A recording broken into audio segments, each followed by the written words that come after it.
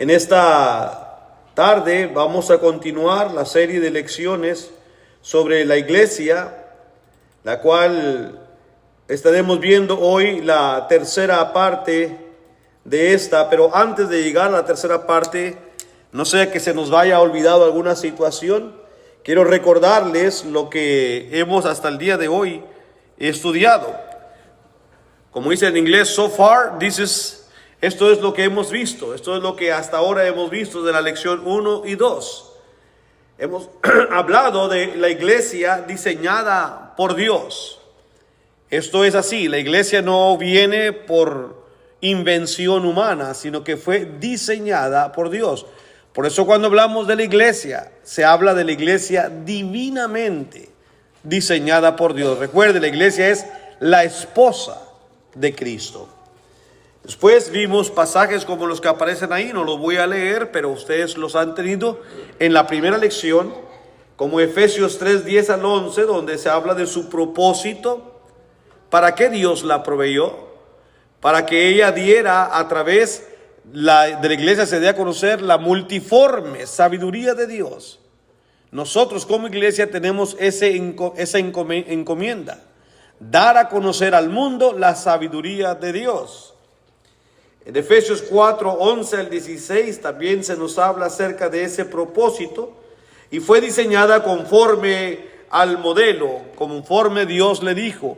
El escritor de los Hebreos le dijo a los hermanos a quien le escribió, recordándoles lo que Dios le había dicho a Moisés cuando iba a erigir el tabernáculo: mira, Moisés, hazlo todo conforme al modelo que se te ha mostrado. Así la iglesia fue hecha, hermanos, diseñada conforme al modelo de nuestro Dios. El hombre nada tuvo que hacer para que la iglesia existiera. El hombre no tuvo que ponerle nada a la iglesia. Esto es puramente diseño divino. Y después en 1 Corintios 12, 28, hermanos, se nos habla que a unos puso Dios como administradores, como apóstoles, como profetas, como pastores, como evangelistas. Y subrayo y hago la pregunta: ¿quién los puso ahí? Dios. Y es lo que dice 1 Corintios 12, 28. Aún nos puso Dios. En la iglesia la distribución de autoridad no la pone el hombre. No hubo un consejo que se juntó y dijeron, bueno, vamos a darle a los ancianos eso. No, Dios puso a cada quien en su lugar. Es como en el cuerpo. Dios puso los dos ojos enfrente, no nos lo puso acá atrás en la nuca. ¿Quién diseñó este cuerpo? Dios. Puso los ojos aquí. La nariz no nos lo puso en la oreja, nos la puso aquí. ¿Quién lo hizo? Dios. ¿Quién diseñó este cuerpo? Dios. Así en la iglesia, Dios diseñó. Él puso a unos pastores, a otros maestros, a otros evangelistas, a otros diáconos, etcétera, etcétera. Diseño de Dios. En la segunda lección vimos también, hermanos, que la iglesia local y la iglesia universal fungen de dos maneras distintas. En Mateo 16, 18 se habla de la iglesia a nivel universal, pero en 1 Corintios 1 al 3 Pablo dice a la iglesia de Dios que está en Corinto. Vemos la iglesia universal, vemos la iglesia local, ¿verdad? Eso fue lo que vimos la semana pasada. En Efesios 4, 24 la iglesia universal está sujeta a Cristo, la iglesia local se sujeta a los ancianos que Cristo puso en la iglesia local. Y ahí tenemos los versículos que hemos visto durante este tiempo. La semana pasada también hablamos un poco de la organización de la iglesia, del trabajo y de su función. La iglesia tiene ancianos y, como dice en Efesios 2, 20 en adelante, no hay otro fundamento que el hombre pueda poner. El único fundamento ha sido puesto por Cristo, el cual es Jesucristo. Y así la diseñó Dios y así se va a quedar la iglesia. Cada iglesia local es responsable de su trabajo ante el Señor. Eso no lo alcanzamos a ver la semana pasada, pero me hubiera metido a los ejemplos de Apocalipsis 2 y 3, donde se habla de la iglesia en Pérgamo, en la Odisea, la iglesia en Filadelfia, la iglesia en la otra 7 diferentes congregaciones, ¿verdad? Cada una es responsable. La localidad, la autonomía es muy importante. Si usted un día tiene que viajar, busque donde hay una iglesia. Y ahí, hermanos, si es lo que usted decide, es la única iglesia en el pueblo, pues va a tener que poner su membresía ahí. Si el pueblo tiene 2 o 3 iglesias, usted puede visitar algunos 2 o 3 domingos y ver dónde puede usted ayudar mejor, ¿verdad? Y ahí pone su membresía. Es muy necesario que los cristianos tengamos membresía, la membresía local, donde vamos a tener nuestra responsabilidad. Obviamente está por demás decir, es obvio que cada cristiano debemos reunirnos con una congregación. Así que esto es lo que hasta ahora, queridos hermanos, hemos visto, y vamos entonces ahora a entrar a la lección de esta tarde, que se titula, obviamente la serie es la misma, pero la iglesia del Señor, la lección número 3 tiene que ver con su eficacia, su funcionalidad, qué alcance tiene la iglesia. Eso es muy importante, porque si no sabemos la eficacia y la funcionalidad de la iglesia, no vamos a ver por qué está mal lo que las denominaciones hacen. Las denominaciones tienen muchos proyectos. ¿Se acuerda que aquí había un matrimonio, especialmente una hermana, que ella quería tener proyectos? Recuerdo que una vez estábamos planeando un viaje a Perú. Yo quiero ir. ¿Y cuál va a ser el proyecto? Yo quiero ir aquí, yo quiero andar en Honduras, yo quiero servir en esto, quiero hacer aquello. Les encantan los proyectos. Está bien, no es que la iglesia no tenga que tener proyectos. Se nos acaba de dar un aviso, bueno, al rato lo voy a anunciar para la iglesia formalmente, donde los americanos están citando a una unión entre nosotros para que vengamos un día de limpieza. Es un proyecto, ¿verdad? Pero a eso no les va a gustar a muchos. Ese proyecto no, hermano, otro. Yo quiero el de viajar, un proyecto de viajar, de repartir comida, sí. Bueno, las denominaciones tienen muchos proyectos. Vamos a ver si la iglesia en su eficacia, en su funcionalidad, tiene permiso de funcionar en esas situaciones. Para eso sirve esta lección, hermanos, para hacernos entender la eficacia de la iglesia. La iglesia universal tiene una relación espiritual y la iglesia local tiene una relación funcional, ¿verdad? La iglesia local, universal, solamente Dios la conoce, ya quedamos entendidos en eso. No existe como tal la iglesia, como dice, aquí se congrega la iglesia universal, no, solamente para cuestión de funcionamiento. Y Dios es el único que sabe quién es miembro de la iglesia, porque Él es el único. Aquí, como dije la semana pasada, podemos haber 20 o 30 personas bautizados, pero Dios realmente sabe quiénes son sus hijos.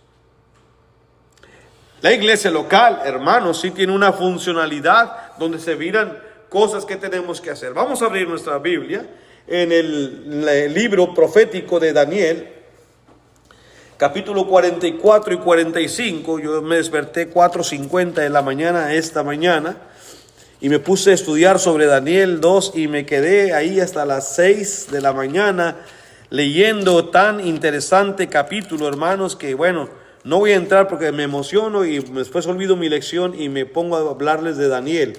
Aunque vamos a hablar ahora de él, por ahora no me meteré en los detalles que estuve considerando y leyendo. Pero vaya conmigo a Daniel capítulo 2, verso 44 y 45. Dicho sea de paso, este es el tiempo, son como 600 años antes de Cristo.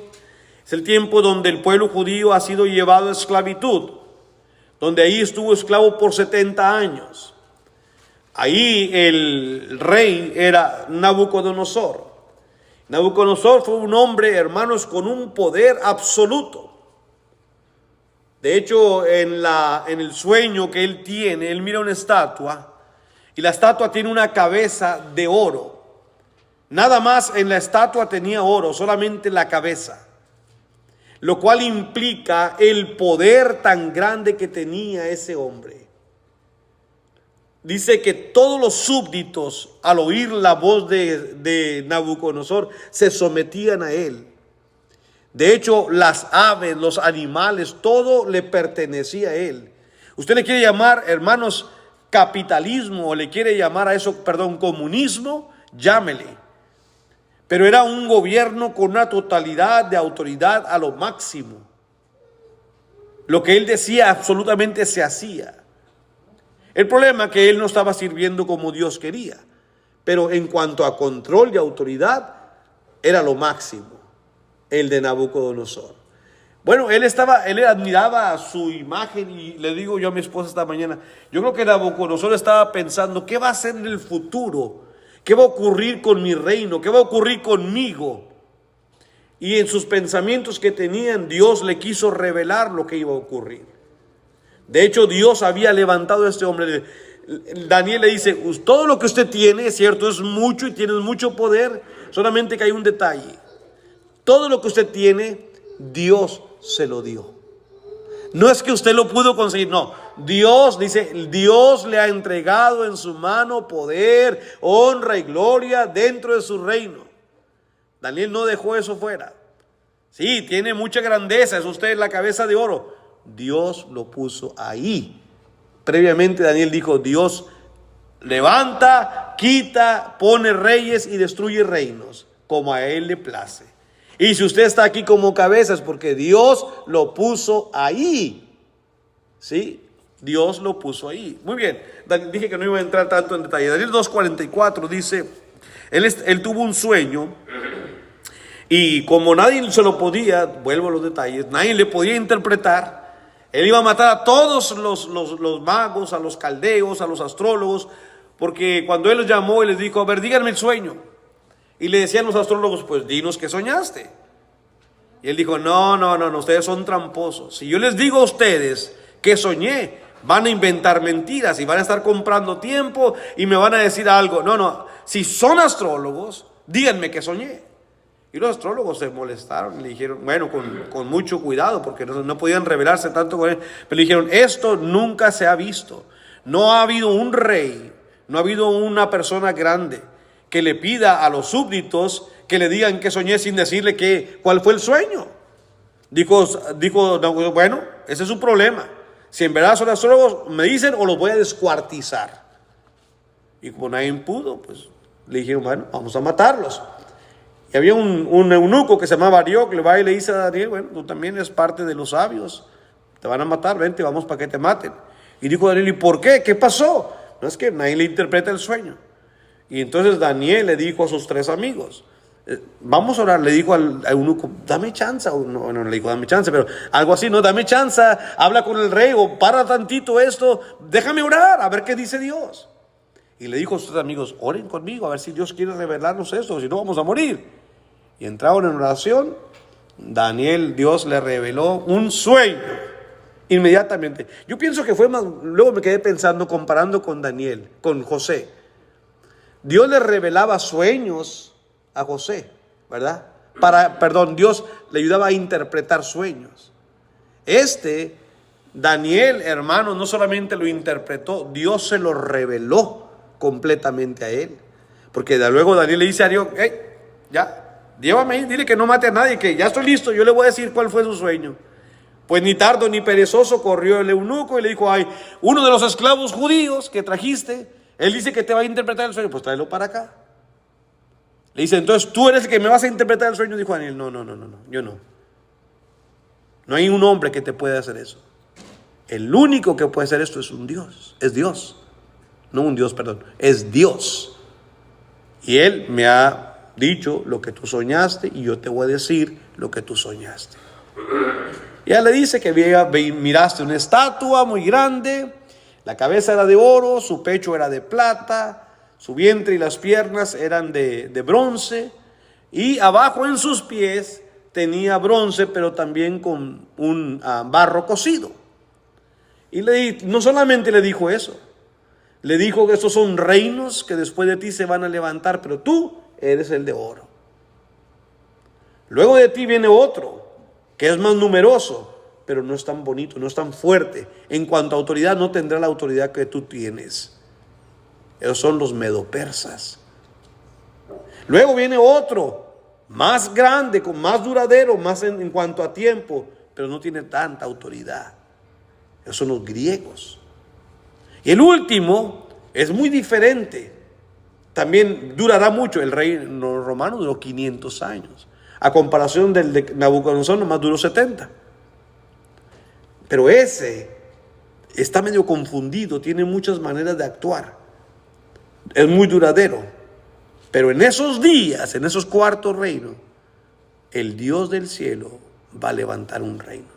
Y en ese sueño que tú mirabas, alguien, una mano, que no fue una mano de hombre, agarró una piedra y ¡pum!, le pegó a la estatua en los pies, y la estatua se desboronó y se cayó. Y se la llevó el tamo como en el verano. No quedó nada, no quedó rastro de esa estatua. Pero aquella piedra que no fue cortada con mano, ¿sabe lo que pasó?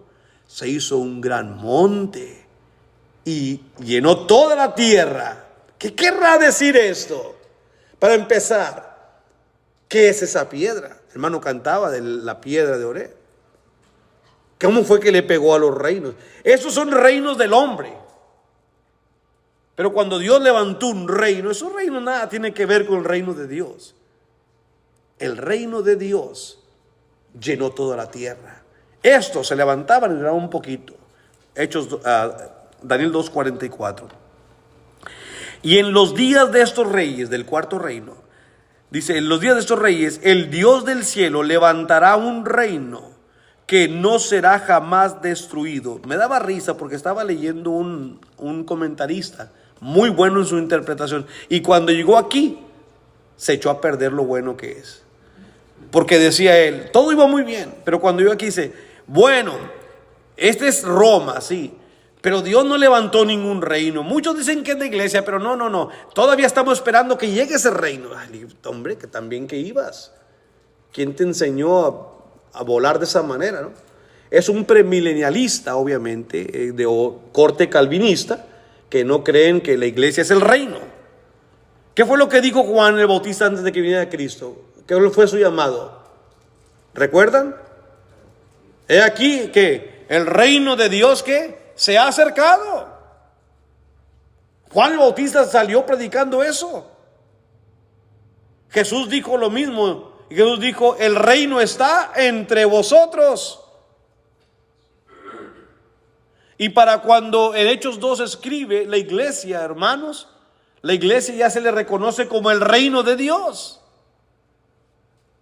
Y la gente está tan ilustre que escribe libros y volúmenes y muy buenos comentarios, aquí tropiezan. Todo porque quieren volver a decir lo que muchos dicen. Dice, estamos esperando que ese reino aparezca. Vamos a ver si es en Rusia, o a lo mejor es en China, o es en Estados Unidos. A ver qué país es el que protege mejor a Israel, porque ahí Dios va a venir. Ahí va a venir el Cristo otra vez.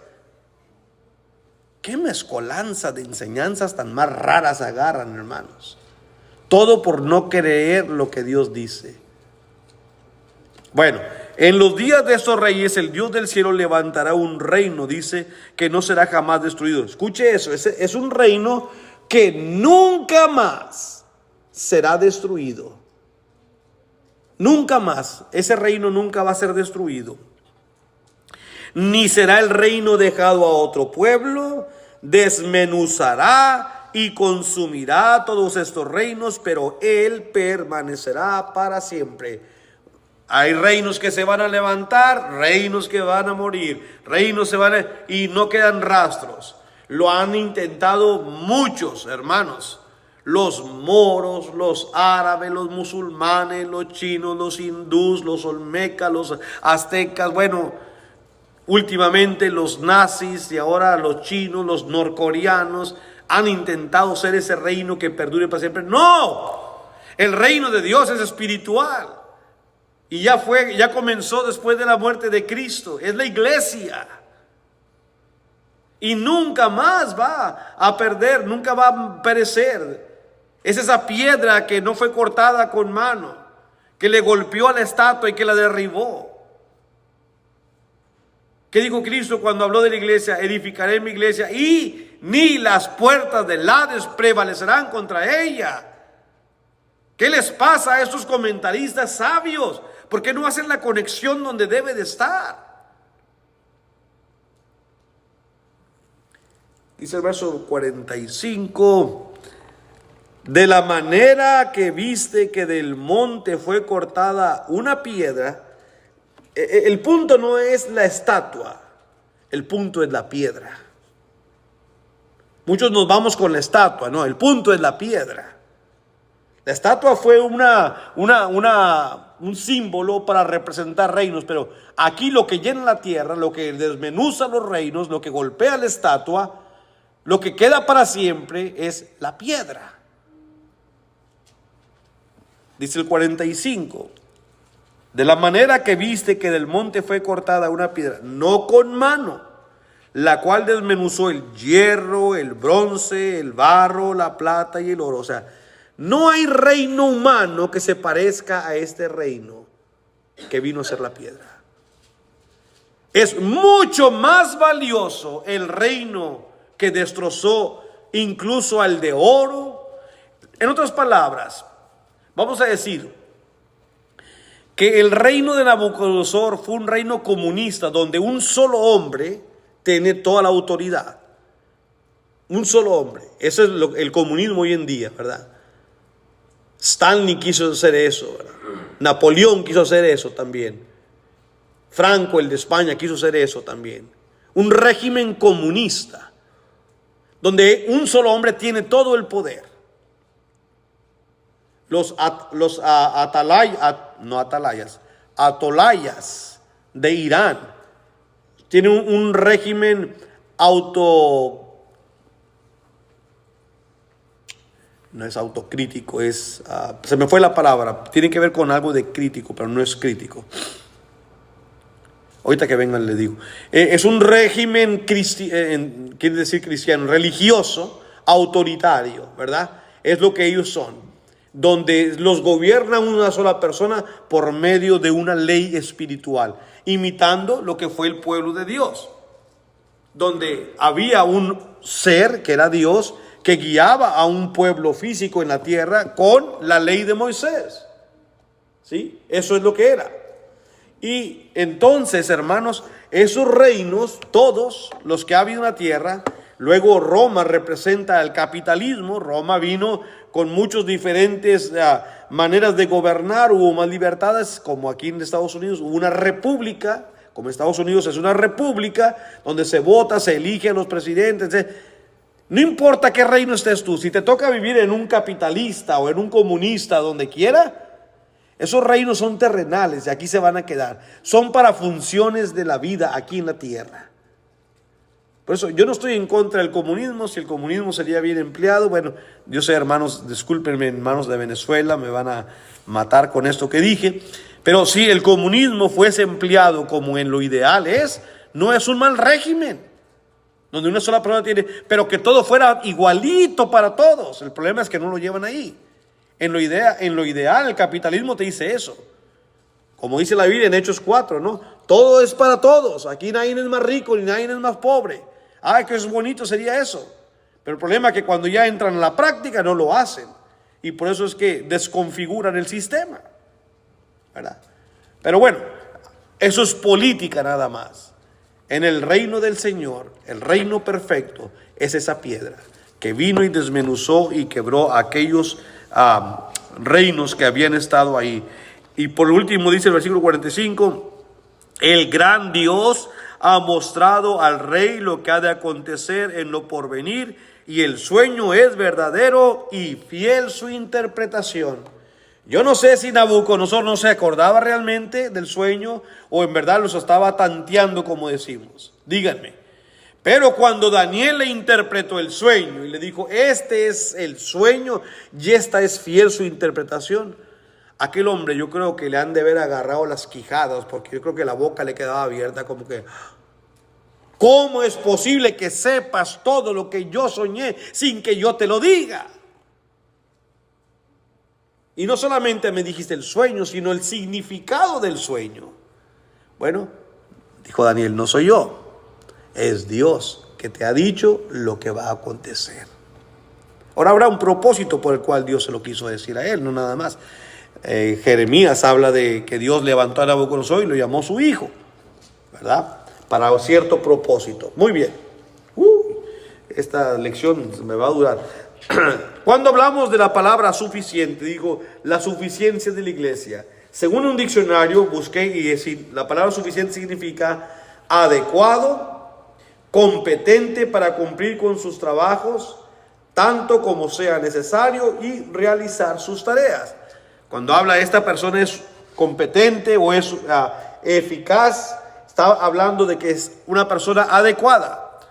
Ahora va a ver aquí la Florida, la feria del trabajo.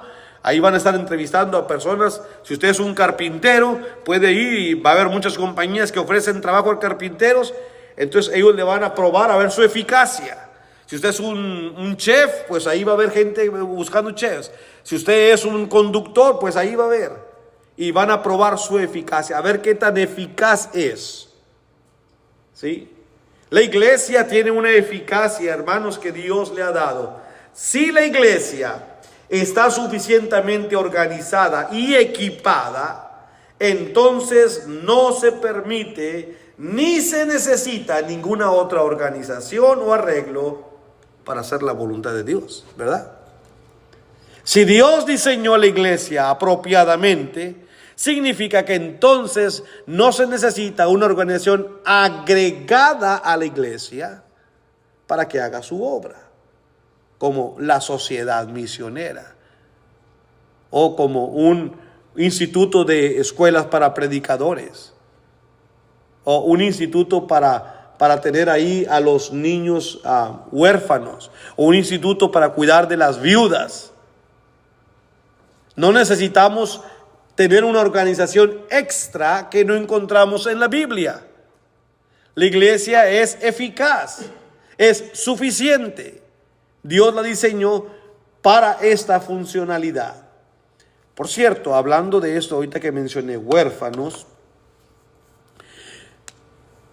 nosotros como latinos, no sé en su país, yo como mexicano voy a hablar, y creo que hablo muy bien de la raza mexicana, en el sentido siguiente: no acostumbramos, no somos muy dados a adoptar niños. De hecho, al contrario, muchas gentes los andan dando, ¿verdad? No es nuestra costumbre adoptar niños. Casi de los países latinos se ve muy raro. Pero entre los americanos, ¿ha visto esa diferencia? Entre la cultura americana son más dados a adoptar niños. Cuando nosotros nos mudamos de Texas a Alabama, a Athens, a mí me impresionó ver eso, entre la hermandad sobre todo.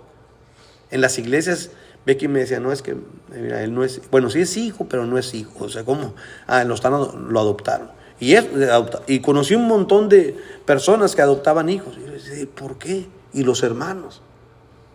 Luego escuché un sermón sobre eso.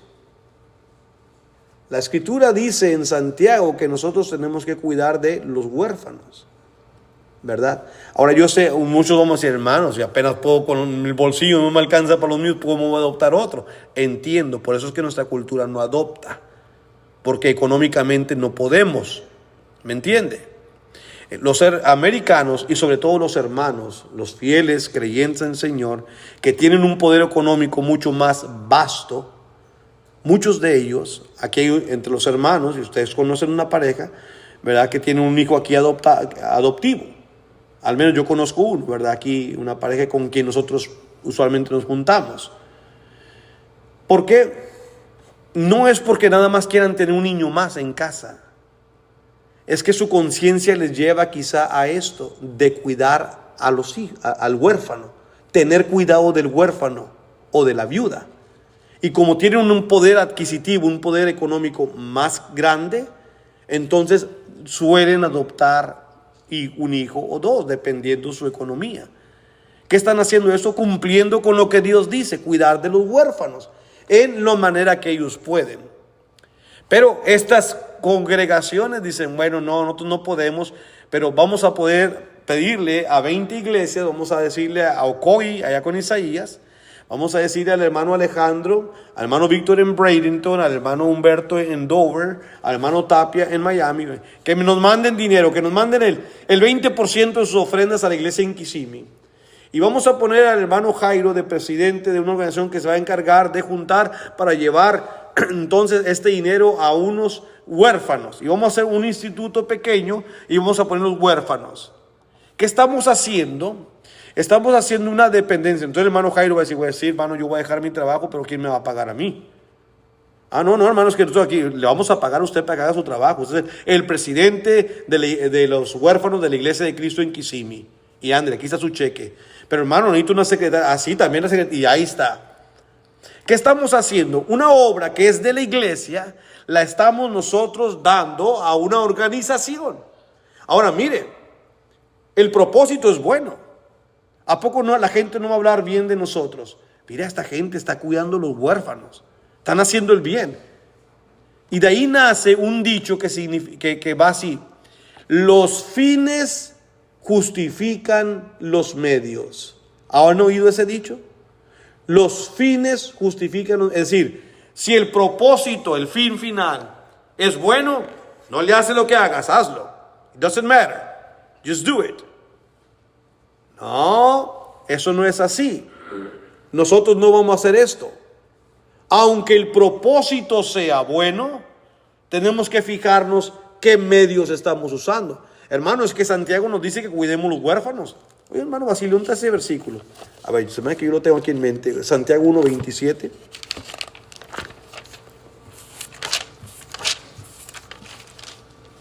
Dice la escritura: la religión pura y sin mancha, sin mácula, delante de Dios el Padre es esta: visitar a los huérfanos, a las viudas en sus tribulaciones y guardarse sin mancha del mundo.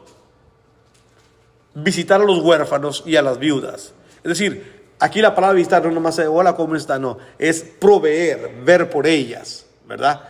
Entonces, aquí tenemos un mandamiento también que es para nosotros, pero muchas de las veces nosotros no tenemos el poder económico para hacer esto. A veces, por ejemplo, y voy a hablar acá, ya no vive él, el hermano Ismael Rivera, él es una persona muy carismática. A él le llegaban a veces al correo invitaciones, manda para la Cruz Roja, para los niños, y él mandaba, él tenía su convenio, él nos decía, hermanos, me da cosa con los niños que están pobres, y mandaba parte de su chequecito en ocasiones, mandaba una cantidad. Le llegaba otra invitación, para los niños que tienen cáncer, mandaba. Obviamente tenía su poder para hacerlo. ¿Qué es lo que está él haciendo? Bueno, la iglesia no podemos hacer esto, pero es una persona, ¿verdad?, abierta a ayudar al necesitado de su bolsillo. No venía a la iglesia y decía, hermano, vamos a dar aquí $300 para mandarle los del cáncer. No, eso no le corresponde a la iglesia. Esto es a nivel individual, ¿me entiende? Esto es lo que significa la eficacia de la iglesia en los negocios que la iglesia puede interferir y en los negocios que no puede interferir. ¿Estamos? Bueno. La iglesia es la ejecución y cumplimiento de la obra divina. Para que Dios lleve a cabo su trabajo, escogió a la iglesia. La iglesia tiene que entonces obrar. En Daniel 2:34, hace ratito leímos en Daniel, pero voy a volver ahora al capítulo 2 de Daniel, solamente para leer el versículo 34. Dice la escritura así, ya que el versículo 44 lo acabamos de leer, dice la palabra del Señor así. Daniel 2:34. Estabas mirando hasta que una piedra fue cortada, no con mano, e hirió la imagen en sus pies de hierro y de barro cocido y los desmenuzó. Y luego ya vimos el versículo 44. Ahora, Hebreos capítulo 8 y el versículo 2 en el Nuevo Testamento. Vamos a hacer una conexión aquí. Hebreos capítulo 8 y versículo 2. Dice la palabra de Dios. Voy a leer versículo 1 y 2. Ahora bien, el punto principal de lo que venimos diciendo es que tenemos tal sumo sacerdote, el cual se sentó a la diestra del trono de la majestad de los cielos. Hablando de Cristo. Ministro del santuario y de aquel verdadero tabernáculo que levantó el Señor y no el hombre. ¿De qué está hablando el escritor de los Hebreos? ¿Quién levantó ese tabernáculo que levantó el Señor y no el hombre? Dios. ¿Cuál es ese tabernáculo? No está hablando del tabernáculo que hizo Moisés. sino el que levantó Dios a través de Cristo. Su iglesia es lo que levantó el Señor, así como lo había profetizado a través de Daniel. La iglesia fue predicha por los profetas. Y voy a ir rápido en esto porque los versículos los conocemos, pero aquí están los versículos más conocidos donde se habló en profecía, hermanos, de la iglesia. Cuando decimos se habló en profecía, significa que la iglesia aún no existía. Estos son muchos años antes de que incluso Cristo viniera a este mundo. Dice Isaías capítulo 2, versículos 2 al 3. Dice la palabra del Señor de la siguiente manera: acontecerá en lo postrero de los tiempos, quizá una de las frases más recurrentes, más significativas en esos textos es cuándo iba a acontecer esto. Acontecerá en lo postrero de los tiempos que será confirmado el monte de la casa de Jehová.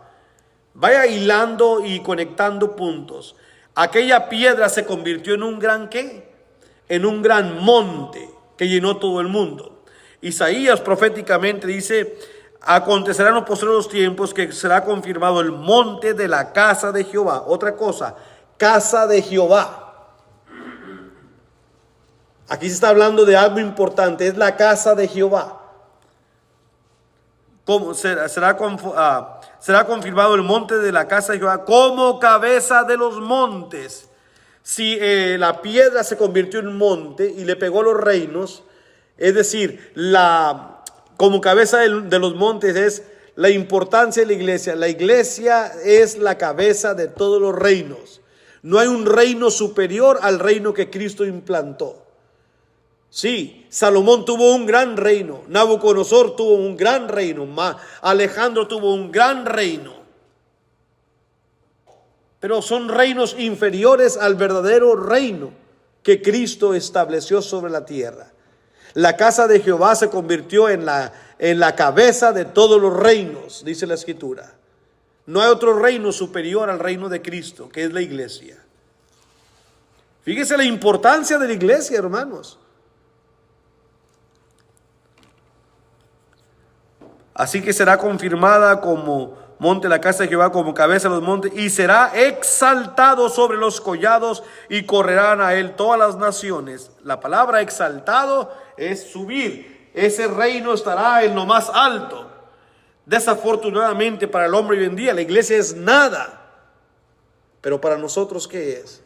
Ayer, cuando ese hermano cayó de 3 pisos, el hermano Henry, y llegó el primer informe por parte de la hermana pidiendo oración, y comenzaron los hermanos y su servidor a mandar, se prendió ese WhatsApp y dale a orar a todo el mundo. Y cuando comenzaron a llegar las noticias mejores, una satisfacción general. La iglesia es exaltada entre nosotros. Yo estoy seguro que esa hermana y ese hermano hoy en día están súper agradecidos con Dios, pero también con la iglesia. Ahora para ellos la iglesia es algo más que a lo mejor antes no era. Encontraron en la iglesia un grupo de hermanos que les ama, aunque no los conocemos. De hecho, hermano John y Marrero, ustedes lo conocen a él. ¿Se acuerdan cuando fuimos a Miami a la serie? El que predicó, él es Henry Jerez. Él fue el que se cayó. Hace menos de 7 o 8 meses fuimos a una serie a Miami los 3 y ellos lo conocieron ahí. Bueno, entonces, y vendrán muchos pueblos y dirán: venid y subamos al monte de Jehová, a la casa del Dios de Jacob, y nos enseñará sus caminos y caminaremos por sus sendas, porque de Sión saldrá la ley y de Jerusalén la palabra de Jehová.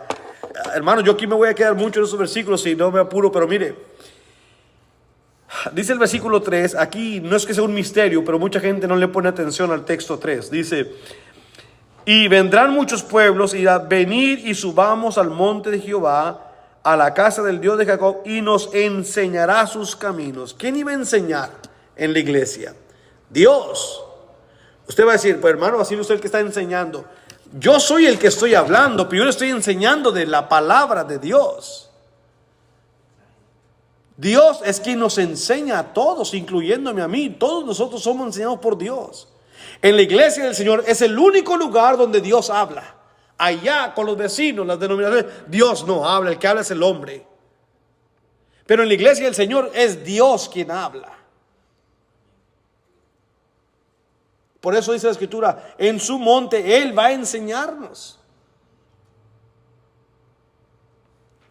No importa que este sermón tengan que dividirlo en 3 secciones y es necesario entender paso a paso, hermanos, estas verdades que muchas veces ya no se predican en las iglesias. Esto se dejó de predicar hace muchos años y por eso vino una laguna de falta de entendimiento de la importancia de la iglesia. Pero cuando su servidor estaba creciendo, ¿no? Ayer otra vez ve que yo estábamos platicando de nuestros tiempos de jóvenes, cómo eran las iglesias, o fue esta mañana, no fue ayer, fue esta mañana, ya está uno que se le van las lagunas. Pero estábamos platicando de eso. Y es lo que dijimos, tenemos que volver a hacer acá. De hecho, tenemos algo en mente que al rato, al final, vamos a compartir. Entonces, Dios va a enseñar. En la iglesia es el único lugar donde Dios habla. Porque de Sión saldrá la ley y de Jerusalén la palabra de Jehová. Esto comenzó allá en Jerusalén. Pobre es esta gente que anda buscando todavía dónde va a venir Dios. Que si en Utah, que si en China, que si en Corea. ¿No estás oyendo que de Jerusalén saldría la palabra? Allá fue donde murió Cristo y allá fue donde empezó la iglesia. ¿Recuerda dónde se llevaba a cabo el día de Pentecostés? En Jerusalén. Dijo el Señor, no se vayan de Jerusalén, espérenme ahí hasta que sean llenos de poder de lo alto. Y vino el Espíritu Santo y les dio el poder y predicaban en diferentes lenguas. Y los que escucharon recibieron su palabra y los que obedecieron se bautizaron como 3,000 personas aquel día. ¿Por qué no entienden que ese es el reino de Dios? De Jerusalén salió la palabra de Dios.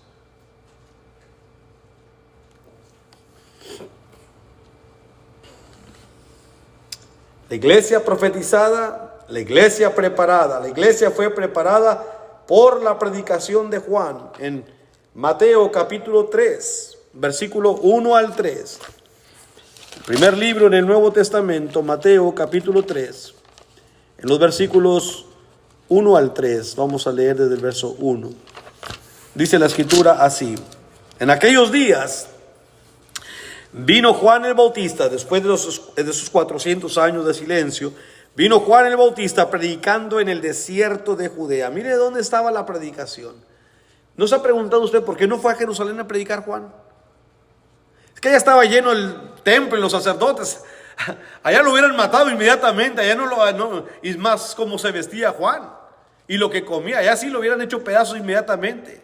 Y Dios estratégicamente lo trajo acá a los barrios. A las, ¿cómo se llama? A las chacras. Lo mandó a las chacras, a los pueblitos. Ve a esa gente humilde que todavía tiene consideración. Ve a esa gente que todavía está esperando el Mesías, que ansiosamente ora por un avivamiento en el pueblo de Dios. Estos de acá están podridos. Estos que en el templo han hecho un negocio de las cosas mías. Ve allá con la gente que todavía tiene un corazón para mí. Y llega Juan el Bautista y dice el versículo 1 de Mateo 3: en aquellos días vino Juan el Bautista predicando en el desierto de Judea y diciendo: arrepentíos porque el reino de los cielos se ha acercado. Juan nunca hubiera dicho esto si, como dicen estos tipos de hoy, todavía Cristo no ha venido a poner el reino. Juan, pues ¿para qué dice que se preparen si faltan 2000 años? Deja de echar mentiras, Juan. Pero es al contrario, lo que Juan dijo es verdad. Los mentirosos son otros. Juan estaba apurado, prepárense, decía a su pueblo, porque el reino de Dios se ha acercado. Pues este es aquel de quien habló el profeta Isaías cuando dijo: voz del que clama en el desierto, preparad el camino del Señor, enderezad sus sendas. Juan se identificó como un profeta que vino a preparar la iglesia del Señor, el reino de Dios. Esta es la iglesia preparada por Dios. Fue profetizada y aquí está la preparación. Jesús no vino a edificar así nada más, no, mandó la preparación. Juan, ve tú primero, tú eres el pregonero, dile a mi pueblo que se prepare.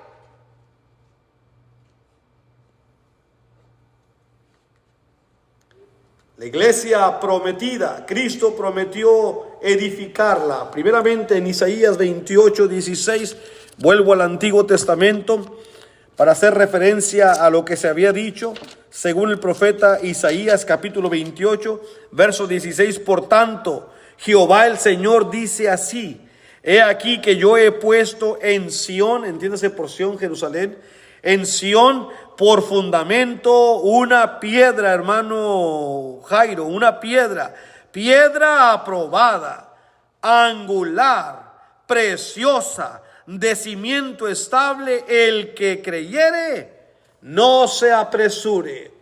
Profecía de Dios acerca de Cristo: yo he puesto en Sión una piedra angular, perfecta, preciosa, fundamental. Quien crea en él no se apresure, viene a su tiempo.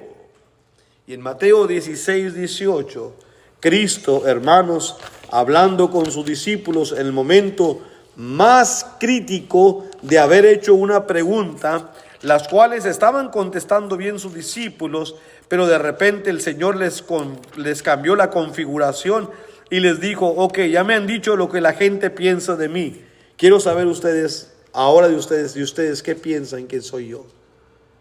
Y sin vacilar, Pedro le dice: tú eres el Cristo, el Hijo del Dios viviente. Y dice Mateo 16:18, desde 17, entonces respondió Jesús: bienaventurado eres Simón, hijo de Jonás, porque no te lo reveló carne ni sangre, sino mi Padre que está en los cielos. Y yo también te digo que tú eres Pedro, y sobre esta roca edificaré mi iglesia, y las puertas del Hades no prevalecerán contra ella.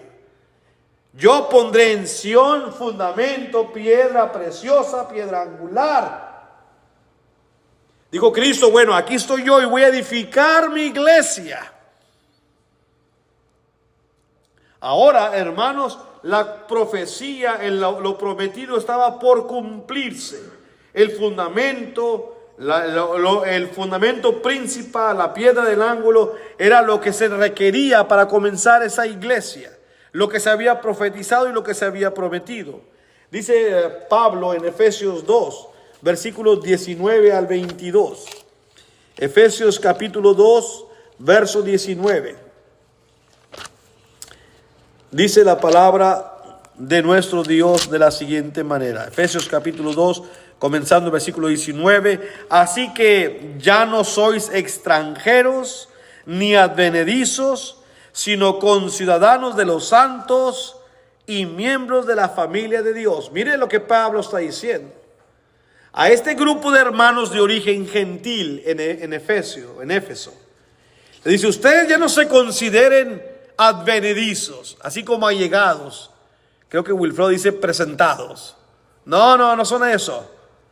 Ustedes considérense ahora conciudadanos de los santos, miembros de la familia de Dios, edificados sobre el fundamento de los apóstoles y profetas, siendo la principal piedra del ángulo Jesucristo mismo, en quien todo el edificio, ¿cuál edificio? Pues él dijo que iba a edificar una iglesia, en quien todo el edificio bien coordinado va creciendo para ser un templo santo en el Señor, en quien vosotros sois juntamente edificados para morada de Dios en el Espíritu.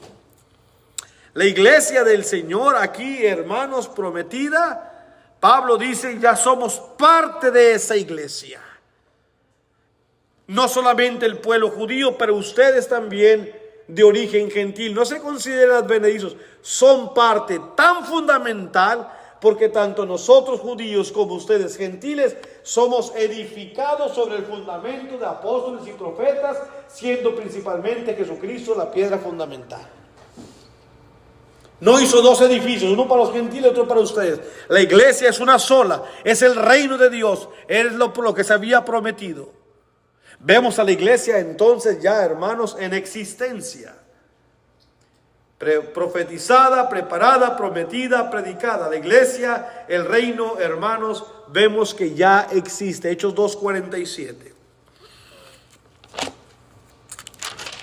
Hechos capítulo 2, Y el versículo 47 es el